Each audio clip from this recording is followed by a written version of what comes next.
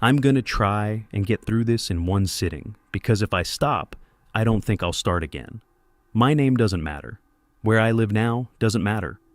What matters is that in November of 1991, I went into the Selkirk Mountains in the Idaho Panhandle on a whitetail hunt with 3 other men, and only 2 of us came back, and the one who came back with me has not spoken a complete sentence in 34 years.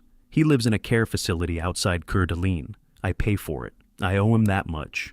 The 3rd man, my cousin Bryce Halverson, is still up there as far as anyone knows. They never found him. They found his rifle. They found one of his boots. The boot was empty and standing upright on a granite shelf about 400 yards from where we'd made camp. Laces still tied, the way he'd tied them that morning. I keep coming back to the laces. He always double knotted them because he hated stopping to retie. The knot was still in it when the search team brought it down. This was opening week of whitetail season, the 2nd week of November, and we had a permit to hunt Unit 4 north of Bonner's Ferry, up where the country gets serious. Bryce had drawn the tag in the lottery, and he wanted 3 guys with him because he'd been up there the year before with his father-in-law, and they'd seen sign of a big 6-point that nobody had taken. So he called me, and he called Doyle Kreinbring, who was a friend of his from work at the mill in Sandpoint. And Doyle brought his nephew, a kid named Travis Mealy, who was maybe 22 at the time and had never done a backcountry hunt. Travis is the one in the facility. Travis is the one I pay for. We drove up from Sandpoint on a Friday afternoon in 2 trucks, Bryce's Bronco and Doyle's old F25, with the camper shell. We took the road up past Bonner's Ferry and got off the pavement at a Forest Service spur that's not on most maps anymore because they decommissioned it sometime in the late 90s. Bryce had it marked on a topo. We followed that spur for about 9 miles in low range, crossing 2 creeks, and parked in a clearing at the end where the road just stopped. From there, it was supposed to be a 3-mile hike northeast to a meadow Bryce had glassed elk in the year before, with a creek running through it and good cover on the south side for a camp. We carried in heavy, wall tent, sheet metal stove, enough food for 6 days, 4 rifles, ammunition, the works. By the time we got the camp set up, it was full dark. We ate beans and venison sausage out of a cast iron pan and went to bed. Now, here's the first thing I need to say, because I've thought about it 1,000 times. We were not in a place anything should have been afraid of. We were 4 men, armed, experienced. 3 of us had hunted that country, or country like it, for our whole lives. Doyle had been in Vietnam. Bryce had killed his first bear at 14. I was 31, and I'd been hunting since I was old enough to hold a rifle. We knew what was up there. Black bear, grizzly occasionally, this far north, mountain lion. Wolves were just starting to come back into the panhandle around then, mostly down from Canada, and there'd been some sightings but no confirmed packs in our unit. We were prepared for any of it. Whatever happened to us, none of our preparation mattered. I want that understood up front. We weren't unprepared. We weren't stupid. We were ready for everything that's supposed to be in those woods. The thing that came for us is not supposed to be in those woods. It is not supposed to be in any woods. The first day, Saturday, was completely normal. Doyle and Travis went one way. Bryce and I went another. We split up at the camp and worked 2 different drainages. I shot a doe that morning around 10. We had cow tags for the unit too, and Bryce helped me dress her and pack her back. We hung her in a meat pole between 2 pines about 100 yards from the tent, downwind the way you do. Doyle and Travis came back in the afternoon. They hadn't seen anything but tracks, old elk tracks mostly. 1 set of cougar tracks crossing a frozen seep. That was day 1. We ate stew and played cribbage on Doyle's little folding board, and we were in our bags by 9. Sunday is when it started, but I didn't know it had started. None of us did. Around 4 in the morning, the horses got loose. We hadn't brought horses. I want to be precise here, because precision is the only thing I've got. There were no horses. We weren't a horseback outfit. What I mean is, around 4 a.m., something moved through camp that sounded exactly like a horse moving through camp. Heavy footfalls. Slow. The kind of weight that makes the ground transmit. I woke up, and I lay there listening, and Bryce was awake too in his bag next to me, and we both heard it. Slow, heavy steps, circling the tent. Not running. Walking. The kind of walking a person does when they're looking for something. And every few steps, a pause, then more steps. We had 2 rifles in the tent with us. Bryce had his .300 Winchester Magnum, and I had my .30-06. I eased mine out of the case as quietly as I could and got the bolt closed on a round. Bryce did the same. We sat up in our bags facing the door of the wall tent. Doyle and Travis were sleeping in the camper shell back at the trucks. They'd hiked in for the day, but were sleeping at the rigs because Doyle had a bad back and the cots weren't kind to him. So it was just me and Bryce. The footsteps went around the tent twice. The second time, the thing stopped directly behind us. We could hear it breathing. Now I want to describe this breathing because it's important. It was not heavy panting like a winded animal. It was slow and deep and controlled, the way a man breathes when he's trying not to be heard. Inhale through the nose, long, hold. Exhale through the mouth, longer. There was a quality to it I didn't recognize then, and I don't have a good word for now. The closest I can get is wet. The breath sounded wet, like there was something in the throat, not sickness wet. More like a dog's breathing after it's been running, except deeper and slower and with a pitch that no dog has. Bryce whispered, "Bear?" I shook my head. I don't know why I shook my head. Some part of me already knew it wasn't a bear. Bears don't pace like that. Bears don't pause to listen. A bear in camp is either curious, in which case it's getting into your food, or it's hostile, in which case it's not pacing. This thing was doing reconnaissance. We sat there for what I'm going to call 20 minutes because that's what it felt like, though it might have been 10 and it might have been 40. I lost track. Then the breathing moved away. The footsteps started again, going west, downhill toward the creek. We heard them for maybe 30 seconds, and then they stopped, and the forest went back to its normal small sounds. Wind in the spruce. The creek down below. A great horned owl somewhere south of us. We didn't sleep again that night. At first light, we went out with our rifles, and what we found made me cold in a way I hadn't been cold even sitting in the tent at 4 a.m. There were tracks all around the tent. The ground was hard, but there was a skim of frost and you could read it. The tracks were not bear. They were not elk. They were not any cat. They were 2 tracks. 2. The thing had been walking on its hind legs. The prints were maybe 14 inches long, narrow, with what looked like 4 toes and a heel, and the toes ended in claw marks pressed into the dirt past the toe pads. The stride was over 4 feet from heel to heel. Bryce measured it with his rifle, butt to muzzle, and the rifle was 44 inches and the stride was longer. Bryce stood up from where he'd been kneeling and looked at me, and his face had gone a color I'd never seen on him. He said, "We need to find Doyle." That was all he said. We didn't talk about the tracks. We didn't speculate. We took our rifles and we hiked back down the 3 miles to the trucks. And Doyle and Travis were sitting at a fire, drinking coffee like nothing had happened, because at the trucks, nothing had happened.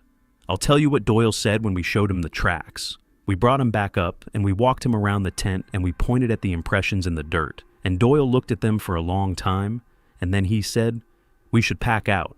He didn't ask what made them. He didn't say anything else for a minute. Then he said it again. "We should pack out." He said it the way he might have said it about an incoming weather system. Calm, practical, no argument in it. Travis, the kid, didn't understand what he was looking at and kept asking what made the tracks, and Doyle just kept telling him to grab his pack. Bryce, though.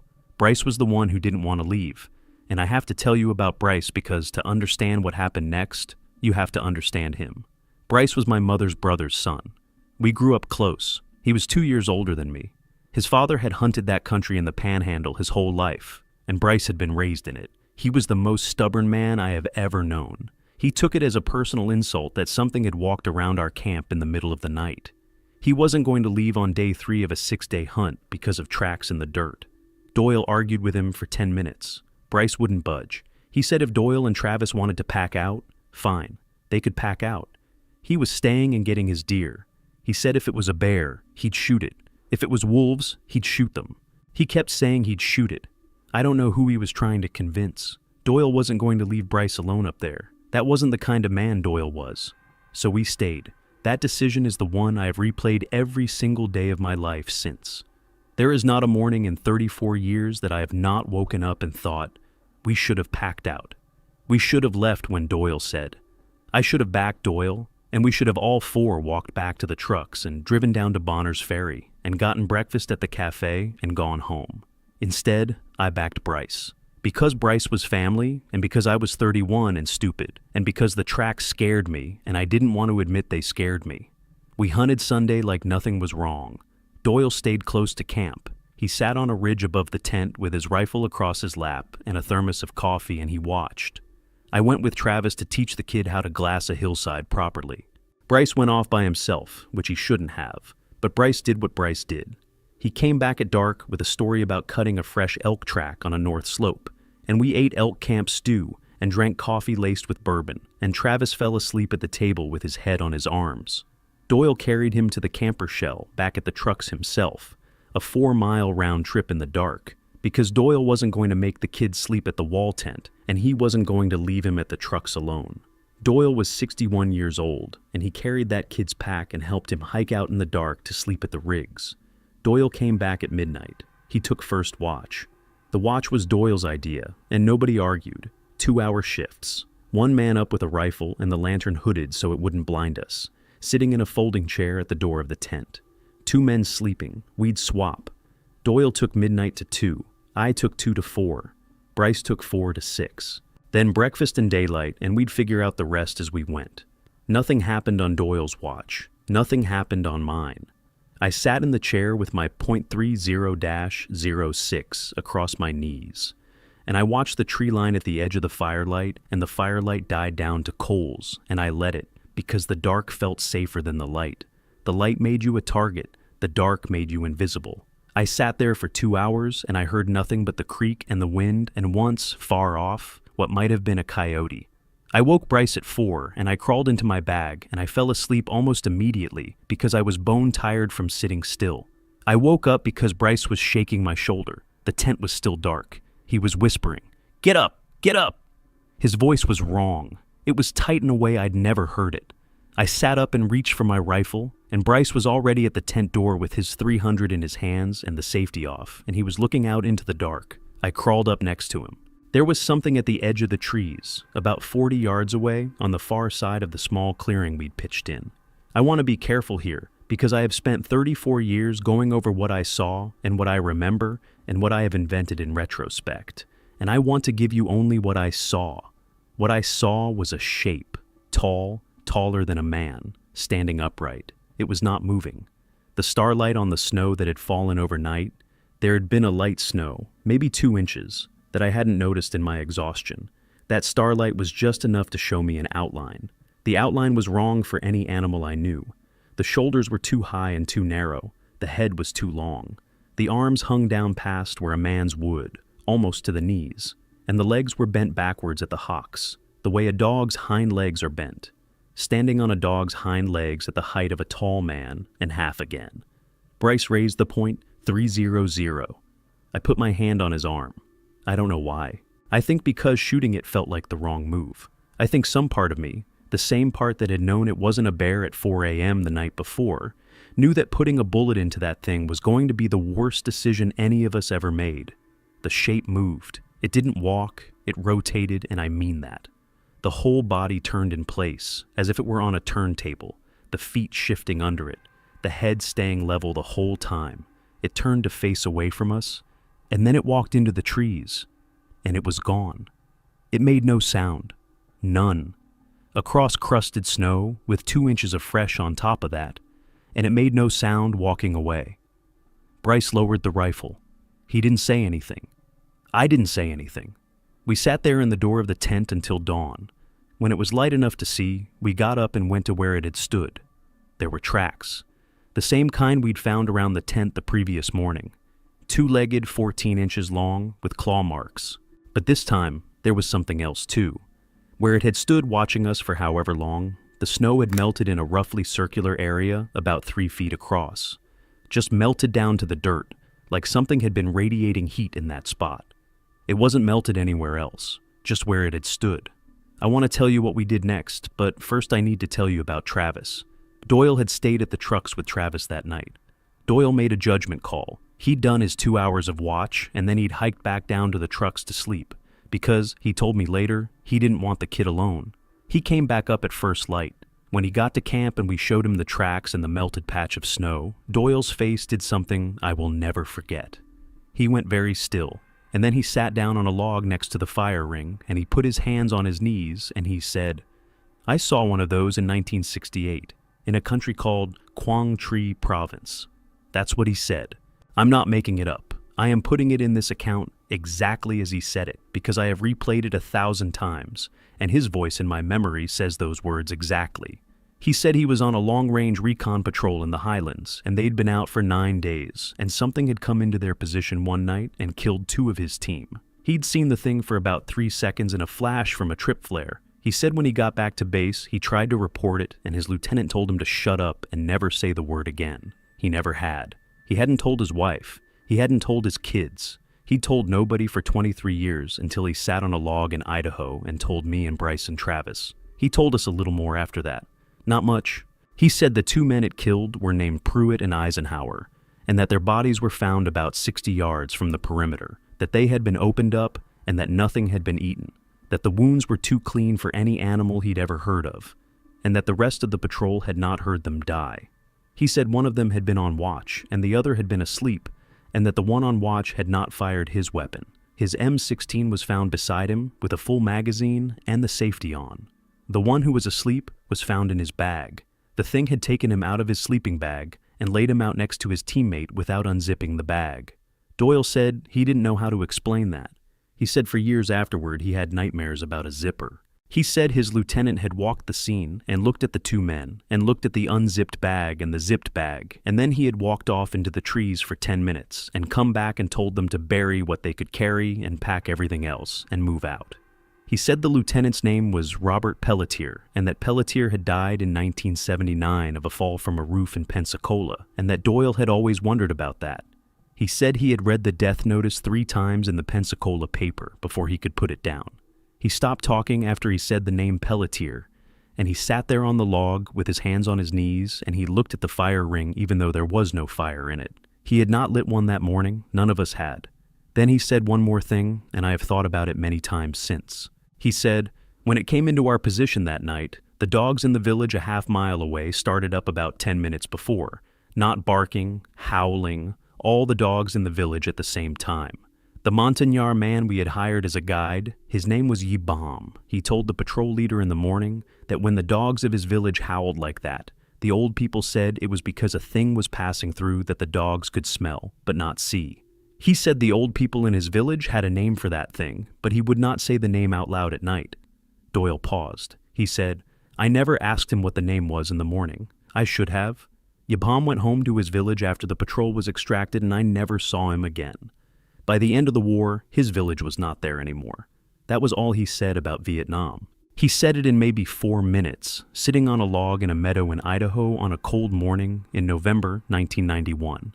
And then he was finished, and he never said anything about it again that I know of. Bryce said, What is it? Doyle shook his head. I don't know what it is. I know it kills people. We're packing out today, right now. That was the second time Doyle said we should leave. This time Bryce didn't argue. The tracks in the melted snow had taken something out of him. Doyle's story had taken the rest. We started breaking camp. We took down the wall tent. We hauled the stovepipe down and laid it out on a tarp. We were going to leave the heavy gear and come back for it with horses. Just take what we could carry on our backs and get out. The hike back to the trucks was 3 miles. We figured we'd be at the rigs by noon. Bryce went down to the meat pole to take down the doe I'd shot on Saturday. The pole was about 100 yards from the tent through a stand of dog hair pine. Doyle and I were rolling the wall tent. Travis was packing up the cook gear. We heard Bryce shout. Not a scream, more like a startled bark. And then the .300 went off, once, then a second time, then nothing. Doyle and I both grabbed our rifles and ran. Travis came behind us. We crashed through the dog hair toward the meat pole, and we came out into the small clearing where we'd hung the doe, and the pole was empty. The doe was gone. The rope was still tied around the pine, but the loop where the doe's hocks had been was cut. Cut clean, not chewed. Cut. Bryce was standing at the base of the other pine with his rifle up. He was breathing hard. He didn't look at us. I shot it, he said. Both barrels. I hit it twice. Center mass. Where is it? It went up the slope. We looked at the slope. The slope went up steeply for about 50 yards through more dog hair to a granite shelf. There was blood on the snow. A lot of blood. A trail of it leading up the slope. The blood was dark, and there was a lot of it, and the snow it had splashed into was steaming. Doyle said, "We are not going up that slope." Bryce said, "I have to make sure." "You don't have to make sure of anything. We are going to the trucks." But Bryce was already walking up the slope. He had his rifle reloaded, and he was following the blood trail, and Doyle and I had two choices. We could let him go alone, or we could go with him. We went with him. Travis stayed at the meat pole with Doyle's rifle, which Doyle handed him along with about 12 words of instruction on how to use it, and we told the kid to shoot anything that wasn't us coming back down the slope. Travis nodded. He was pale. He was a kid. He shouldn't have been there. The blood trail went up to the granite shelf. The shelf was maybe 40 feet wide, and it ran along the side of the mountain for about 200 yards. The blood led across the shelf and then turned uphill again, into thicker timber. We followed it. We walked slow. Bryce was in front. I was behind him. Doyle was behind me, walking backwards half the time, watching our rear. The blood trail kept going. After another 400 yards, the blood stopped. Just stopped. Like a faucet shutting off. There was a final spray of it on a granite boulder, and then nothing. No more blood. No tracks past that point. Bryce stood at the boulder for a minute. He turned around and looked at us. He said, "Where did it go?" I didn't have an answer. Doyle said, "We are going back to camp. We are taking what we can carry. We are going to the trucks. Now." We went back. Travis was at the meat pole, white as paper, holding the rifle the wrong way around. We didn't even finish packing. We grabbed our personal gear and our rifles, and we left everything else. The wall tent half rolled, the stove, the food, the cribbage board. We left it all, and we started down the 3-mile trail to the trucks. We made about a mile and a half before it found us. I'm going to stop here for a moment because I need to tell you about distance and time in a way that matters. The trail down was good walking. The country was open understory pine with occasional dog hair stands and a few rock outcrops. You could see 100 yards in most directions. We were not in thick cover. We were walking single file, Doyle in front, Bryce behind him, then Travis, then me on rear watch. We were spaced about 30 feet apart so that if anything came at us, we wouldn't all be on top of each other. We were moving fast, but not running. Doyle had set the pace, and the pace was fast hiking. We had been on the trail maybe 40 minutes. The first thing was a smell. I caught it on the wind, which was coming from our right, from the south, off a small drainage we were paralleling. It was the smell of a wet dog magnified 10 times, and underneath that, the smell of something dead. Old dead. Old enough that the rot had cooked off, and what was left was the dry, sweet stink of a carcass that's been baking in the sun for a week. Except it was November, and there was no sun, and nothing had been baking. I called up the line. "Doyle, wind." Doyle stopped. Bryce and Travis stopped. We all stood there and tried to read the wind. The smell was getting stronger. It was coming from somewhere ahead of us and to the right. Doyle pointed at a rock outcrop about 60 yards uphill on our left, and we moved to it, got our backs against the rock, set up to face out. We waited. The smell came and went on the wind. After maybe 2 minutes, I heard something moving in the drainage to the south, brush snapping, not heavy crashing, deliberate snapping. Something walking through dry brush slowly, coming up out of the drainage toward our trail. Doyle whispered, "Stay against the rock." We had 3 rifles up, 3 barrels pointed at the lip of the drainage. Travis had Doyle's old Remington 700, and Doyle had told him to safety it and just hold it and not shoot anything, unless Doyle said so. The kid was shaking.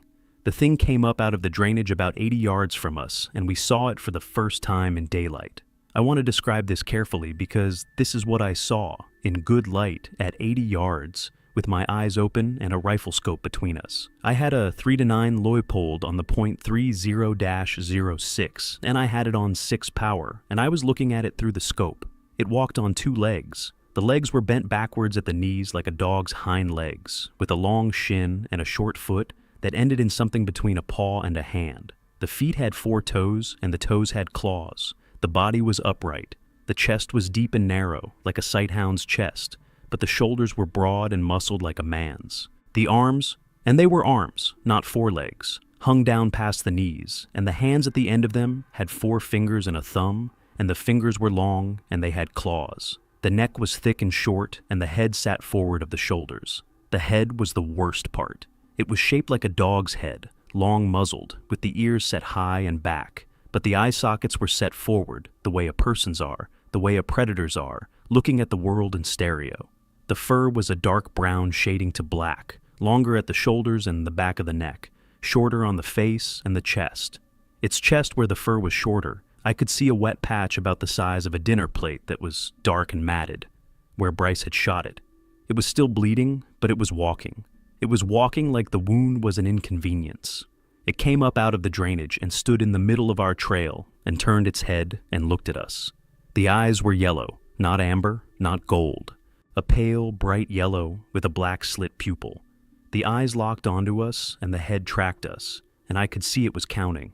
It looked at Doyle, it looked at Bryce, it looked at Travis, it looked at me, then it looked at Bryce again, and it held there. It knew which one had shot it. Doyle said very quietly, "On my count, all three, center mass." I had the crosshairs on its chest. Bryce had his on its head. Travis was just trying to keep his rifle up. Doyle said, 1, 2. The thing was not there. I want to be clear. I was looking at it through a scope. My finger was on the trigger. Doyle was at 2. Between 2 and 3, it was not there. There was no movement. There was no blur. There was no leap or duck or twist. It was there, and then it was not there, and the empty trail where it had been standing was still standing empty. Doyle did not say 3. Doyle did not need to say 3. We all lowered our rifles a fraction, and we all stared at the empty trail, and the wind moved in the trees, and Travis started crying. I don't blame him. I could feel my own face was wet, and I wasn't crying. My eyes were just watering. Doyle said, "Move." We moved. We came off the rock, and we went straight downhill. Not on the trail anymore, just bushwhacking toward where we thought the trucks were. We were not running. Doyle wouldn't let us run. He said running would trigger it. He said it again. Walk, fast, do not run. So we walked fast. We went maybe 200 yards. Travis was behind me now, and I could hear him hyperventilating. Bryce was ahead of me. Doyle was leading. We came down off the slope into a flatter stretch of pine, and there was a sound behind us. A sound I have to try to describe, and probably can't. The closest I can get is this. Have you ever heard a dog when it's trying to make a sound that's bigger than its body? Some kind of distress vocalization where the throat is too small for the volume of what's coming out and the sound cracks and warps at the edges? Take that and make the body the size of a horse. That was what was behind us. A vocalization, not a howl, not a bark. Something that was trying to be language and wasn't quite making it. Doyle didn't turn around. Doyle kept walking. He said over his shoulder, "Do not look back." I didn't look back. Bryce didn't look back. Travis looked back. I heard Travis make a small sound, like a hiccup, and I heard him stop walking. I turned my head. I didn't turn my body. I just turned my head, and I caught him in my peripheral vision. And Travis was standing still in the trail, looking back the way we'd come, and his face was a face that I cannot describe. His mouth was open. His eyes were too wide, and he was not making sound. He had stopped breathing. I grabbed his arm. I grabbed it hard, and I yanked him forward, and he came forward and his legs moved, but his face didn't change. He was looking back over my shoulder at something behind me that I refused to look at. I dragged him for 10 or 15 feet, and then he started walking under his own power again, but his face stayed wrong, and he stayed silent. We made it another mile that way. The vocalization came twice more, from different directions. Once from in front of us, off to the right, and once from behind us and slightly above, on a ridge we'd passed. The thing was paralleling us. It was not chasing. It was herding. I want to explain what I mean by herding, because it is the part most people don't understand when I tell them this story. A predator that wants to kill you closes the distance. It runs you down. A predator that wants you somewhere specific does what this thing was doing. It uses its voice from different angles to put pressure on you. It makes you avoid the directions where you hear the sound, which means it controls the direction you go. Every time we heard the vocalization, we instinctively veered away from it. The thing was using its voice to steer us, and the more I thought about it, the more I realized it was steering us back toward the creek crossing, the same crossing we'd come in on. There were 3 drainages we could have come down off that ridge. The trail used the easiest one. The other 2 were rougher, but they were passable, and Doyle had angled us toward the middle one when we left the rock outcrop, and the vocalizations were nudging us back to the trail. Doyle figured it out before I did. After the third vocalization, Doyle stopped walking and held up a hand. He stood there for maybe 20 seconds reading the country. Then he said, "It wants us on the trail. We are not going on the trail." He turned us downhill instead, off the line we were on, straight down toward the creek bed. It was steeper that way, and the footing was bad. We slid more than we walked. But Doyle had decided he wasn't going to let the thing pick our route, so we went down. That was when we heard the fourth vocalization, and it came from directly downhill, between us and the creek. The thing had gotten ahead of us. It had moved through cover faster than we could move in the open, and it had cut off the route Doyle had chosen, and it was telling us so. Doyle stopped again. He looked at me. He didn't say anything, but I could read his face. The face said, "We don't have a route." The face said, "Every direction is its direction now." The face said, "All we can do is keep moving and try not to die." Travis was making a sound by then, a continuous low sound from the back of his throat that I think he didn't know he was making. It wasn't a word. It wasn't a moan. It was the sound a person makes when their nervous system has gone past what it can hold. Doyle heard it and looked at the kid, and his expression changed. The fear went out of his face for a second, and something else came in. Responsibility, I think. He looked at Travis and he said, Hey, son, look at me." Travis didn't look. Doyle stepped over to him and took his chin in his hand and turned the kid's face toward his own. "We are going to walk out of here, you and me. You stay close to me. You walk where I walk. You do not look back. You do not stop. You understand me?" Travis nodded. The sound from his throat didn't stop, but he nodded. Doyle let go of his chin and turned and started walking again. And Travis walked behind him, and the rest of us followed, and somehow Doyle's voice on that hillside is the thing that gets me when I think about that day. 61 years old, 2 heart attacks in his future, and he stopped on a hillside with a thing herding us toward a slaughter, and he found a way to tell a scared kid that he was going to walk out. When we came to a creek crossing, there was a creek that we'd crossed coming in. You had to step on 3 big rocks to get across, and on the far side, the trail climbed up out of a little gulch. When we came to that crossing, Bryce stopped. He held up his hand. Doyle stopped. I stopped. Travis stopped. Bryce pointed. On the far side of the creek, on the trail going up out of the gulch, there was a boot. It was Bryce's boot. Bryce was wearing his boots. I want to be clear about this. He was standing in front of me with both of his boots on his feet. I could see them. He was wearing the brown Danner boots he always wore. And on the far side of the creek, 50 feet away from him, on the trail going up the bank, there was one of his Danner boots standing upright in the dirt, the laces double knotted, empty. This is going to sound impossible. I know it sounds impossible. I'm telling you what we saw. We were all 4 looking at it. We all 4 saw it. The boot was identical to the boots Bryce was wearing right that moment, and it was standing on the trail ahead of us, and there was nothing in it. Bryce didn't say anything. He just looked at it. Doyle said, "We're going around the creek. We're not crossing here." He turned right and started walking along the bank, downstream, looking for a different crossing. We went maybe 100 yards downstream, and Doyle stopped because the creek was getting wider and slower, and there was no good crossing, and we'd have to wade. He was figuring out whether to wade or backtrack. While he was figuring it out, we heard a sound from upstream, back toward where the boot had been. The sound of footsteps in the creek, splashing, slow, heavy splashing. Something coming through the water. Doyle said, "Wade, now." We waded. The water was 28 degrees if it was a degree. It came up to my crotch, and I lost feeling in my legs in about 10 seconds. We got across and we climbed up the far bank, and we kept moving. Doyle was setting a pace now that was almost a jog. Travis was still silent. His pants were wet to the chest, and he didn't seem to feel it.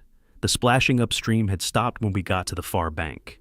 That was the part that bothered me. The thing had been coming through the water toward us, and then we had gotten across, and the splashing had stopped. Not faded, not moved away. Stopped. As if whatever was making the sound had decided we were across, and the sound was no longer necessary. I thought about that for the next 2 miles. I think the splashing had not been a real thing. I think it had been a sound the thing made to drive us into the water, because the water was bad for us. 28-degree water at midday in November will kill a man if he stays in it long enough.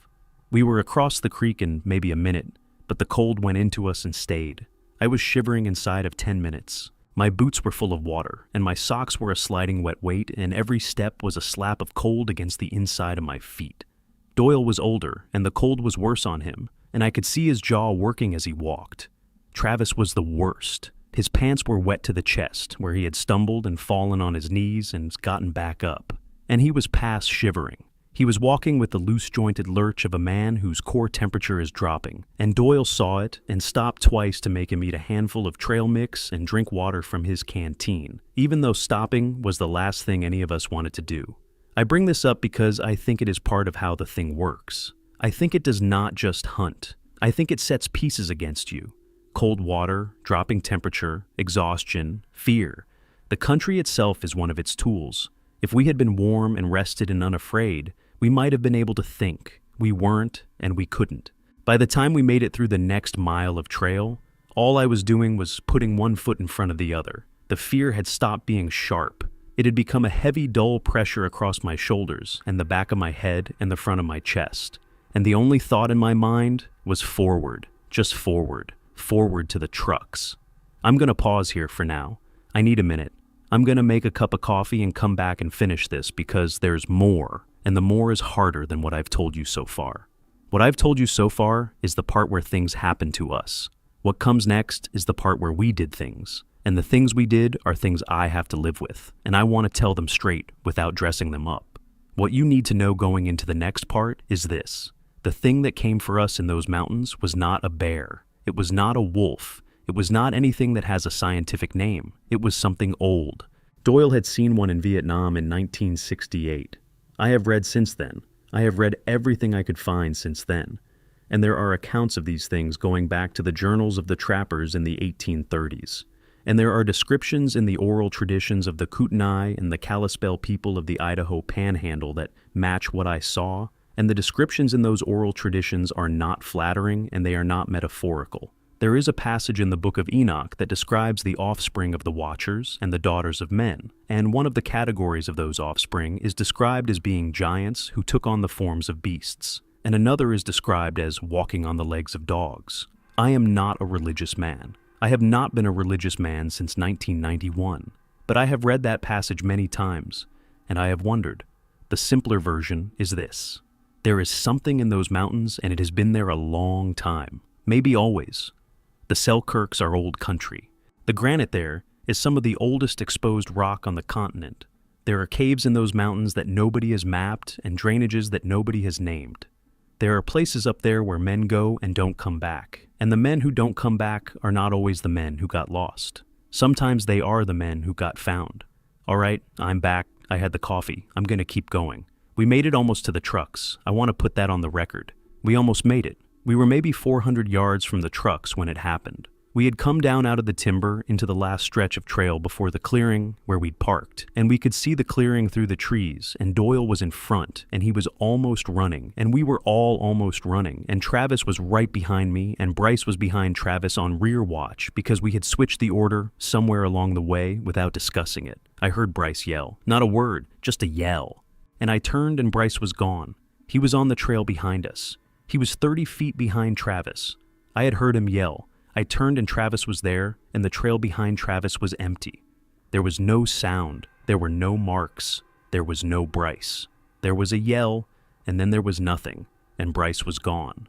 I want to be precise about the yell because it is the last sound my cousin ever made that I heard, and I owe it to him to get it right. It was short, maybe half a second of voice. The pitch was high, higher than Bryce's normal voice. The way a man's voice goes high when something happens too fast for his throat to catch up. There was no fear in it that I could hear. There was surprise, pure surprise, the kind you make when somebody jumps out at you in a hallway. No follow-up, no second yell, no call for help, no words. One short surprised yell, and then the woods were quiet again, and the air where he had been was empty. I ran back.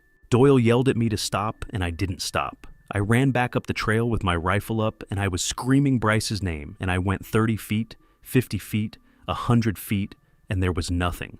The trail was empty.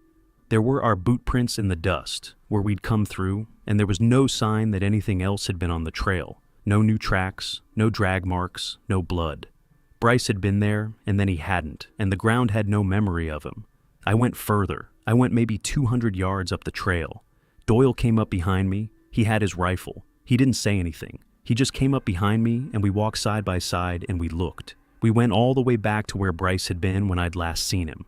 There was nothing. We went past it. We went past it another 50 yards. We went past it another 100. I stopped at one point and I went off the trail. I went into the timber on both sides for maybe 20 yards each way. I looked at every tree trunk and every patch of moss. I was looking for a sign, any sign, a torn piece of jacket, a drop of blood, a scuff in the duff where a body had been dragged. There was nothing. The forest was clean. The forest was clean the way a room is clean after somebody has come in and wiped it down.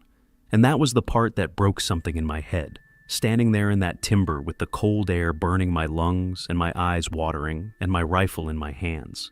The thing had not just taken my cousin. It had taken him in a way that left no trace. A man weighs 190 pounds in a heavy jacket and boots and his rifle, and you cannot move him through a forest without leaving signs that he was moved. You cannot, unless you go up. The only way I could make it make sense standing there was if the thing had taken him straight up, off the trail, off the ground, into the canopy. I looked up. I looked up at every tree near where he had been. The pines went 60, 80 feet up. I could not see anything in them. The branches were bare in the lower 30 feet, and any movement up there should have been visible. There was no movement. There was no shape. The canopy was empty, and the sky beyond it was a hard pale blue, and there were no birds anywhere. I called his name. I called it as loud as I could. I called it 3 times. The forest absorbed it. There was no echo. The trees swallowed my voice and gave me nothing back. Doyle stood beside me and let me call. When I was done, he put his hand on my shoulder, and I think he was going to say something, but he didn't. He waited. I called once more. Nothing. Then I started walking again. And then we came around a small bend in the trail, and we found the boot. Bryce's other boot. The boot from his right foot. It was standing upright on a flat granite shelf about 400 yards from where we'd made our camp 2 nights before. The laces were double knotted. The boot was empty. There was nothing else on the shelf. No tracks, no blood, no clothes, no rifle, no Bryce. I want to tell you what that shelf looked like because I have seen it every night for 34 years. It was a flat piece of granite about the size of a kitchen table, slightly tilted, slightly mossy at the edges. There were 3 small pines growing out of cracks in the rock about 10 feet beyond it. The shelf itself was clean, swept clean. No pine needles, no twigs, no duff. And in the exact center of the shelf, the boot. Placed, not dropped, not fallen, placed. The toe was pointed back the way we had come, back toward the trail we were leaving. The laces were tied off the way Bryce always tied them, with the loops to the outside and the knot pulled tight so the loop sat flat against the tongue. I knew that knot. He had taught me that knot when we were 9 and 7, sitting on the back porch of his father's house with our shoes in our laps. Because his dad had said a boot that comes untied in the woods is a boot that gets you killed. So Bryce tied his boots with a knot you had to fight to undo, and he had taught me the same knot, and I still tie my boots that way. I tied them that way this morning. The knot in the boot on the granite shelf was Bryce's knot. The thing had not pulled the boot off. The boot had been placed there with the knot still tied, which meant the thing had taken Bryce's foot out of the boot without untying it, which meant either Bryce had cooperated, which was not possible, or the thing had taken his foot off. I did not let myself think about that on the shelf. I have thought about it every day since. Doyle put his hand on my shoulder. I had stopped walking. I think I had been making a sound. I don't remember. Doyle said, "We have to go, now. We have to get the kid to the truck." I looked at him. I looked at the boot. Doyle said it again. "The kid, now." We turned around and we walked back to where Travis was waiting on the trail. Travis was sitting in the dirt with his arms around his knees, and he was rocking. Doyle picked him up by the elbow and got him walking. We got to the trucks. Doyle drove Travis in his F2 5.0. I drove Bryce's Bronco. We left the camp where it was. We left Bryce's rifle, wherever it was. We left Bryce's body, wherever it was, if there was a body. We drove out of the mountains and we drove down to Bonner's Ferry, and Doyle drove straight to the sheriff's office and we reported Bryce missing. The sheriff's department took it seriously. They sent a search and rescue team in the next morning. We went with them. They had dogs. The dogs would not enter the timber. I want that on the record. The dogs would not enter the timber north of where we'd made camp. They sat down at the edge of the dog hair pines and they refused to go further. The handler tried for an hour. Then he gave up and they searched on foot without the dogs, and they searched for 6 days and they found one thing. They found the second boot, the one I'd seen on the granite shelf, still standing there. They photographed it. They bagged it. They never found Bryce. The official report says he died of exposure, or fell into a drainage and was carried away by spring runoff, or was killed by a bear, and the remains were scattered. The official report uses words like presumed deceased and no recovery. The official report does not mention tracks or vocalizations, or the meat we'd hung that had been cut down, or the fact that the search dogs refused to work. The official report was written by a man named Deputy Lon Whitaker, who is now retired, and who I tried to find 12 years ago, and who, when I told him on the phone who I was, hung up on me and didn't answer when I called back. Doyle Kreinbring went home to Sandpoint. He worked another year at the mill, and then he retired early. He never went back into the woods. He never hunted again. He died in 2003 of a heart attack at 63. His wife told me at his funeral that he had a hard time sleeping for the rest of his life, and that the only thing he ever said about that hunt, in 12 years, was when he was very drunk one night and he said, "We brought the wrong rifles." His wife told me she didn't know what he meant. I do. Travis Mealy, the kid. Travis was 22 on that trip. He is 56 now. He has been in a care facility outside Coeur d'Alene for 31 of those 34 years. The first 3 years he was at home with his mother. And his mother told me he didn't speak and he didn't sleep through a night and he couldn't be left alone. After 3 years, she couldn't manage him anymore. He went into a facility. I started paying for it in 1998 when his mother died and there was no one else. He has been there since. He has not said a complete sentence in 34 years. He says single words. He says no, and he says boots, and he says yellow. He says yellow a lot. He sits at a window in the day room, and he looks out at the parking lot for hours at a time. And when the orderlies bring him meals, he eats them. And when they tell him it's time for bed, he goes to bed, and he does not say anything else. He doesn't recognize me. I visit him 4 times a year. I sit with him for an hour each time. He looks out the window, and I look at him, and we don't speak.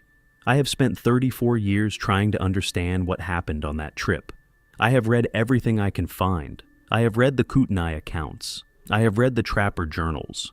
I have read the Forest Service incident reports that you can get with a Freedom of Information request. There are more of them than you would think, all written in the same flat language about presumed deceased and no recovery, and they cluster in certain drainages, certain unit boundaries, certain elevations. I have read the Apocrypha. I have read the Book of Enoch and the Book of Jubilees and the Book of Giants from the Dead Sea Scrolls, which describes a category of beings that were the offspring of the Watchers, and that the text calls Nephilim, and that the text says were destroyed in the flood, but that, in some readings, not all of them were.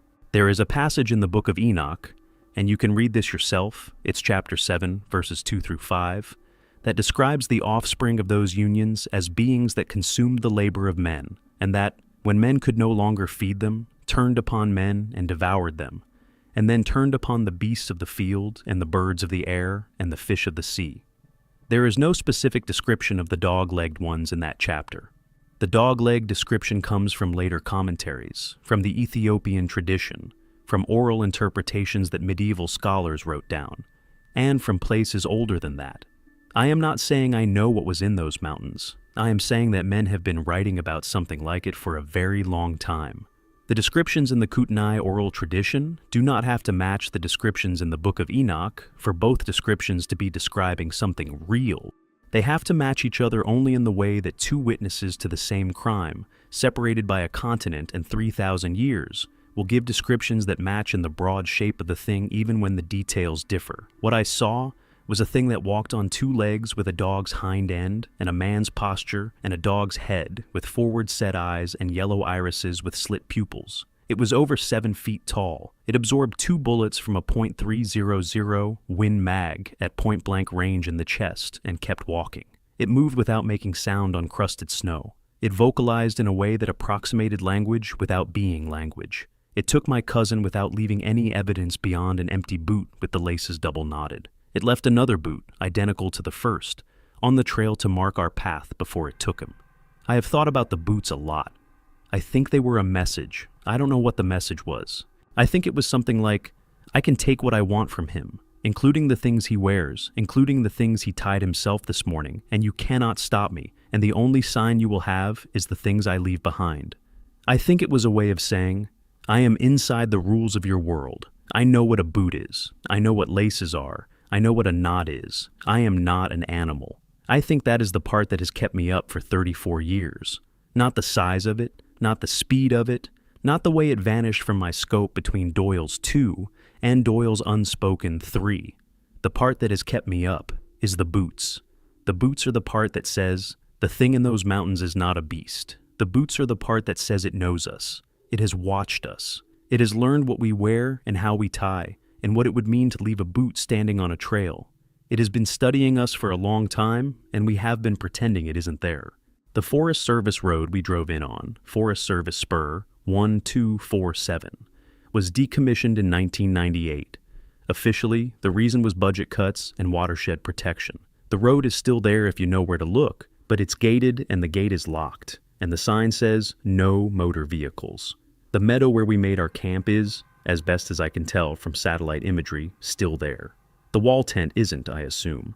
Somebody took it down at some point, or it rotted, or something carried it off. I have never gone back. I was going to go back once in 2005 when I turned 45, because I had an idea that I would go back and look at the meadow and prove to myself that it was just a place, and the things I remembered hadn't happened the way I remembered them.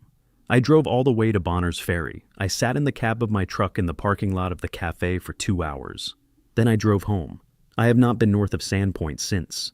There is something else I have to tell you. I almost didn't put this in. I went back and forth on it for a long time. But I told you at the start I'd give you everything, so here it is. About 3 weeks after we got back from the mountains, I got a phone call. This was 1991, before caller ID was on every phone. I picked up the receiver, and there was nothing on the other end. No voice, no breathing, just a sound. Wind in trees. I could hear pine boughs moving. I listened for maybe 20 seconds, and then I hung up. It happened twice more that month. Same thing. Just the wind in trees, then it stopped. Then, in 1994, 3 years later, my mother called me to tell me that someone had been at her house at night, in the yard. She'd seen footprints in the snow in the morning, going up to her bedroom window and back out to the woods at the edge of her property. She lived in Spokane Valley by then. She'd left the Panhandle in 1985. The footprints were two-legged. I asked her to describe them. She said they looked like a man's boots had walked up to her window and stood there for a while and then walked away. She said they were about size 13. She said the stride was long. I drove up to Spokane Valley that weekend. The footprints were still there in the snow, in the shadow of the house where the sun hadn't melted them. They were not boot prints. They were the prints of something with 4 toes and a heel and claw marks past the toes. The stride was over 4 feet from heel to heel. They came from the woods at the edge of her property. They went to her window. They stood there for what looked like a long time based on how packed the snow was. And they went back into the woods. I moved my mother out of that house in 1995. She lived with me until she died in 2007. Nothing else like that ever happened to her. I have not seen anything like those tracks since 1994. But every once in a while, maybe once every 2 or 3 years, my phone will ring and I'll answer it, and there will be wind and pine trees on the other end. And I will sit there and listen for a while, and then I will hang up. I have a theory about this. I think when you see one of those things, and you live, it makes a note of you. I think Bryce shot it, and it killed Bryce because Bryce had heard it, and that was the rule. I think Doyle and Travis and I were allowed to leave because we hadn't shot at it, but we had seen it, and seeing it was enough for it to know our faces. I think it has been keeping track of us for 34 years. I think Doyle's heart attack in 2003 might have been a heart attack. I think Travis's silence might be the silence of a young man who saw something he wasn't built to see. I think the wind in the pines on my telephone might be a wrong number, and an old wire, and a problem with the cell tower. I think those things, and I think them every day, and I try to believe them, and most days I do. But sometimes I'm out in the yard at dusk, which is not a thing I do anymore at our house in the city, but used to do when we lived in the foothills. And I would catch a smell on the wind from the direction of the trees, the wet dog smell with the dry rot underneath. And I would go inside and close the door and lock it. And my wife would ask me what was wrong, and I would say, nothing, and she would look at me, and she had been with me for 20 years by then, and she knew when I was lying, and she would lock the door behind me without saying anything, and we would not go out in the yard that night. She passed in 2019. I live alone now. I don't go in the yard at dusk anymore, even in the city. I keep the curtains drawn after dark. I have a .357 in the nightstand and a 12 gauge by the back door, and I know that if it ever comes for me, neither of them will help, because Bryce had a .300 Win Mag and shot the thing twice in the chest at 40 yards, and the thing took him anyway. But I keep them there because keeping them there is something to do. It's a way of pretending I have a say. I'm going to wrap this up because I've gone on long enough and there isn't much more to say. The reason I'm telling this story now, after 34 years, is that I'm 64 and I had a heart attack last spring, and I'm not in great health, and there's nobody else who knows what happened on that trip. Doyle is gone. Travis is in a window in Coeur d'Alene looking at a parking lot. Bryce is wherever he is, and I have made my peace with the fact that I will never know where that is. If I don't tell it, nobody tells it, and the only record of what happened to Bryce Halverson in November of 1991 will be a Forest Service incident report that says, "Presumed deceased, no recovery." He deserves better than that. He was a stubborn man, and he made a bad decision when he didn't pack out with Doyle, and he made a worse decision when he put 2 rounds into something that we should have left alone. But he was my cousin, and he was a good man, and he loved his wife and his kids, and he didn't deserve to be a footnote in a sheriff's report. If you are reading this and you hunt the Selkirks or the Cabinets or the Bitterroots or any of the country up there in the Panhandle, I want to tell you something that I would have wanted somebody to tell me in 1991. If you are out there and you find tracks that don't make sense, leave. Don't try to figure them out. Don't go, look at the trees they came from. Don't follow them. Pack out. If you smell something on the wind that smells like a wet dog mixed with old death, leave. Don't wait to see what it is. If you are in your tent at night and you hear footsteps circling you, don't open the flap. Sit with your rifle in your lap and wait for first light and then pack out and go home. If you see one of them, in the open, in daylight, and it sees you back, do not shoot it. I know what that sounds like. I know the impulse. The impulse is the worst thing in you. The impulse will get you killed, and it will get the people with you killed. If you see one, lower your rifle. Look at the ground. Back up slowly. Do not turn your back on it, but do not look it in the eyes either. Get to your vehicle, drive home. Do not tell anybody what you saw, because nobody will believe you, and the ones who do believe you are not the ones you want, knowing your address. And if you are reading this, and you have been there, and you have seen what I saw, then you already know all of this, and I am sorry, and I hope you have somebody you can talk to, and if you don't, you can find me. I am not hard to find if you know how to look. I will sit with you, and we will not have to say anything, and that is sometimes all that helps. The boot is the part I keep coming back to. The double-knotted laces, the way it was standing upright on the granite shelf, perfectly placed, like it had been set down by someone who knew exactly where to put it. The thing in the mountains is not an animal. I want to say that one more time so it lands. It is not an animal. Animals do not leave boots. Animals do not study what we wear and how we tie our laces and where to place an object on a trail so that the men coming down the trail will see it and understand what they are being told. The thing in the mountains is something else, and it has been there a long time, and we have been pretending it isn't, and the pretending is what keeps us safe mostly. Don't go up there and force it to notice you.